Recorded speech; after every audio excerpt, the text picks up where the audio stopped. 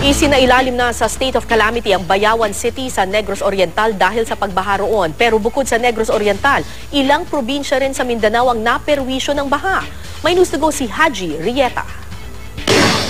Ang mga lumulutang na tangkay ng palay na ito nagpapahiwatig ng malawakang pinsalang dulot ng baha sa Bayawan City, Negros Oriental.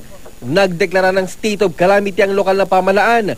6 mang naitalang patay, kabilang isang pulis na nasawi habang nag-rescue sa mga binaha.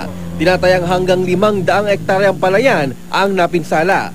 Pati ang mga alagang hayop apektado rin at walang ibang mapaglagyan kundi sa mga puno at bubong.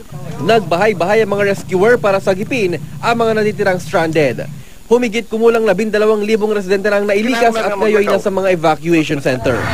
Tulad nitong weekend, muli ring tumaas ang baha sa Pigkawayan, North Cotabato kahapon. Pahirapan pa rin sa mga motorista ang pagdaan sa National Highway dahil sa pag-apo ng Manuangan River. Ilang barangay din sa bayan ng Lubog sa baha.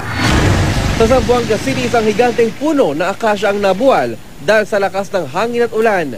Napinsalang bahagi ng kalsada, bakod ng katabing opisina at ilang kable ng kuryente. Bumagsak din ang isa pang puno ng akasya sa Matalam, North Cotabato.